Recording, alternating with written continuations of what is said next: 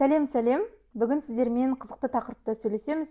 Әдетті қалай оңай қалыптастыруға болады деген сұраққа тоқталатын боламыз. Және бастамас бұрын менің жаңа микрофоныма қошеметтеп қойыңыздар. Өйткені мен өте қуанышты болып тұрмын. Біздің видеомыздың сапасы күннен күнге жақсаратын болады. Бастайтын болсақ, әдет туралы ойланған кезде мен қандай лайфхактарды қолданатынымды тізіп жазып алдым. 4 түрлі лайфхак қолданады екем. Және сонымен сіздермен бөліскім келеді. Сіздер үшін де әдет қалыптастыру оңай болған қалаймын. Ең бірінші нәрсе, жаңа әдетті ескі, уже автоматом жасайтын әдетпен қосу. Мысалы, тіс шаю деген тіс тазалау барлық адам үшін таңғы жаттанды әдет. Сізге оның денеңізде барлығы уже үйреніп қалған, тіс шаю деген кәдімгі мастхап болып тұрады бізге. Дәл осы әдетпен бірге, мысалы, сіз жаңа қандай әдет енгізгіңіз келеді? Витамин ішу, су ішу деген сияқты да. Мысалы, мен сондай бір әдетті бір-біріне қостым. Тіс шайғаннан кейін бірден барып жылы су ішіп алу, бір стакан су ішіп алу деген сияқты. Яғни, сіз уже денеңізге үйреніп қалған әдетке жаңа әдетті қосу және жаңа әдетті қалыптастырып алып кету өте оңай жүреді. Сонымен қоса, мысалы, таңғы аспен бірге витамин ішу, ұйқыдан тұрған бойда денеңді қозғалтып 5-10 минут разминка жасау деген сияқты шағын әдеттерді бір-біріне қоссаңыз өте қызықты комбо болып жүреді да. Яғни сіз бірден екі әдетіңізді күнделікті бірге жасап, солай миыңыз да бірден үйреніп кететін болады. Бұл самый лучший лайфхак, мен қолданған и сіздерге де кеңес беремін. Екінші нәрсе, әдет қалыптастырған кезде ең бірінші өзіңе деген сеніміңді арттырып алу. Көбінесе адамдар барлығын идеально жасағымыз келеді да. Солай біз орта жолда тоқтап қалып жатамыз. Ең бірінші әдет қалыптастырудағы бірінші мақсат ол өзіңе деген сеніміңді арттыру болу керек. Өйткені сол кезде ғана сен ол әдетті тастап жібермей, ары қарай жалғастыруың жеңіл жүреді. Ол қалай болады? Мысалы, көбінесе біз жаңа әдетті бастаймыз да, бір күн істейміз, 2 күн істейміз, 3 күн істейміз, 7 күннен кейін істей алмай қалсақ, көңіл күйіміз түсіп, өзімізді жек көріп, өзімізді кінәлап, немесе тағы басқа, то мен сол істей алмаймын деген сияқты өзіңді уже төмен түсіріп жібересің да, солай ол әдет жалғаспай қалады, көбінесе. Ал оны дұрыстау үшін біз басында әдеттің санына емес, то есть сапасына емес, тұрақтылығына көңіл аудару керекпіз. То есть, мысалы, күнде таңғы 6-да жүруім керек, жүгіруім керек деп емес, мен хотя бы таңертең 7-де, 9-да жүріп бастайын.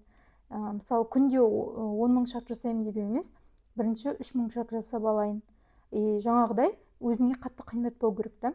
Мен күнде 5 мың, 10 мың жасау, то есть 10 мың шаг жасау керекпін, міндетті түрде таңғы уақытта деп өзіңе көп талап қойсаң, оны тастап жіберу өте оңай болады.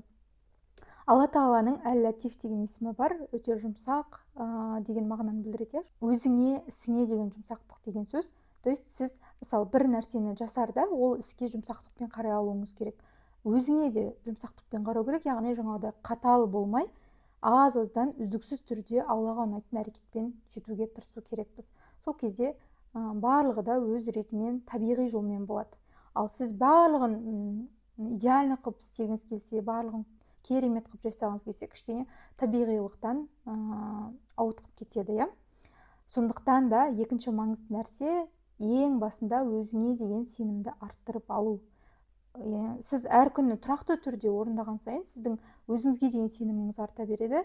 Сізде өзіңізге деген сенім бар болса, сіз кез келген нәрсені жасай алатын адамға айналасыз. Үшінші нәрсе, әрбір әдет ол награда үшін жасалады. Мидың қызметі сондай, біз даже білмейміз мүмкін. Мысалы, тіс шаюдың өзі біздің бір ауыз қуысымыздағы жайлылық сезімі, жалпы тазалық, анау бір сезім болады ғой, тіс шайғаннан кейін өзіңді бір күшті сезінесің. Сол сезім үшін жасайды екенбіз да, негізінен. Сол, мысалы, бір күн тісін шаймай қалып, налет болып қалды ма, уже сол бір андай бір өзіңе жағымсыз иіс болады. Енді бір адамдарда жаңағыдай бір өзіңді ауыз қуысында, в общем, жайсыз сезініп тұрасың да, мысалы, сол үшін де біз, мысалы, тіс шаюды жасаймыз деген сияқты. Жалпы зиянды да, зиянсыз да әдеттердің өзіндік наградасы болады, яғни бір марапаты. Сондықтан да осы марапатты мықты түсініп алу керек. Мысалы, мен өзіме былай деп қойдым, күнделікті менің жаяу жүруім, немесе жүгіруім жаңа парктерді көрумен байланысты. Өйткені маған всегда табиғатта жүрген, таза ауада жүрген өте қатты ұнайды. Сондықтан мен миыма айтамын, қазір сен жүгіруге бара жатсың, қазір сен жүруге бара жатсың деп қинап емес, қазір сен табиғатта, таза ауада әдемі болып жүруге бара жатсың. Күшті нәрселерді көресің, таза ауамен тыныстайсың, миыңда жеңілдік болады деген сияқты өзімді наградамен марапаттап, ойша марапаттап аламын. Одан кейін мысалы тағы да әртүрлі марапаттар болуы мүмкін. Оны сізге не нәрсе қызықты, сізге не нәрсе ұнайды, сонымен жасап алу керек. Мысалы басында мен әрекеттер қалыптастырған кезде, әдеттер қалыптастырған кезде, қазір сен кітап оқысаң, сабақтарын жасап тастасаң, онда сен қазір интернетке кіресің деген сияқты өзіме марапат беретінмін. То есть жаңағы сториске сала аласың, инстаграмға кіресің деген сияқты шағын марапаттар беру арқылы өзімнің миымды стимулировать етеді екен. Осындай нақты мысалдармен сіздерге түсінікті болды деп ойлаймын. Кез келген нәрсені марапаты үшін жасаймыз на самом деле. Одан кейін төртінші нәрсе, ол бізде әдетті енгізуге теріс ойлармен жұмыс жасау. Жалпы бұл өте маңызды нәрсе. Бір әрекетті жасау үшін сізде теріс, яғни негативті ой болса, оны жасау мүмкін емес ары қарай. Өйткені сізде всегда мына негативті ой ұстап тұратын болады. Енді бұны жаттан қалған нәрсе ғой, көбісі айтады, негативті оймен жұмыс жаса деп. Бірақ көп адамдар түсінбей қалады да, қалай жасаймын мен сондай жұмысты деп. Мен сіздерге осы нәрсені ашып тұрып айтып бере аламын, және мысалмен келтіре аламын, қалай жасау керек. Ол тікелей әрекетпен жасалады. Мысалы, бірінші анықтап аламыз, қандай менің негативті ойым бар. Мысалы, менде мынандай болды. Спортпен айналысу үшін мен всегда ойлайтынмын, мен спортпен айналысам, шаршап қалам, спортпен айналыссам, менің уақытым жоқ оған деп айтатынмын да. Содан мен өзімнің сол ойыма дәл келетін нәрсені жасадым. Давайте бекзада просто 10 минут жаттығу жасайсың деп өзіме жеңілдетіп алдым. Бұл бір жағынан бір жеңілдетіп алу деген сөз, жеңілдетіп алдым. Содан кейін мен жаңағы теріс ойым, негативный ойым жұмыс жасамай қалды да. Өйткені мен ойладым ғой, көп уақыт керек деп. Менің мына жақтағы жаңа ойым, жоқ, көп уақыт керек емес, 10 минут керек. Таңертең тіпті жасап кете аласың. 10 минут жасайсың, 7-де тұрсаң, 7-де 10 кеткенше, и все деп өзіме жеңілдетіп алдым. Одан кейін жаяу жүруге қатысты тоже бекзада шаршаймын деген сезім болса, сразу айтам, қазір 30 минут қана жүресің, таймерді қосып қоям, 30 минут қана жүресің, и все, бәрі нормально болады деген сияқты. Әр сол нәрсені өзің орындатқан сайын, шабытың одан сайын арта береді, өзіңе деген сенімің арта береді, и сен уже өзің үшін самый лучший адамға айналасың да. Солай ол әрекетті жалғастыру оңайырақ болады күннен күнге. Мысалы, кітап оқу менде қазір автоматты нәрсеге айналып кеткен, бірақ тоже кітапты, мысалы, бір кездері назар қоя алмаған кезде өзіме айтатынмын, 20 минут қана оқисың, 10 бет қана оқисың деп өзімді алдап алатынмын да, миымды. Сөйтіп мен ол әрекетті енгізуге қатысты теріс ойлармен жұмыс жасадым, мысалы. То есть жаңағыдай кітап оқуға тоже уақыт жоқ десем, мен андай кезекке тұрған кезде, автобуста кетіп бара жатқанда кітап оқитын болдым да. Бірақ енді автобуста кітап оқу, көлікте кітап оқу көзге зиян. Сондықтан оны қайталамаған дұрыс, бірақ жаңағыдай өзіңізге бір стимул беріп алу керексіз. Қандай әдетті жасау үшін сіздің қандай сылтауыңыз бар, сонымен жұмыс жасау керек. Мысалы, біреулер айтады ғой, мынандай әдеттердің бәрін жасағым келеді, бірақ менің балаларым бар деген сияқты, оны балалармен жасай алмаймын отырып дегендей.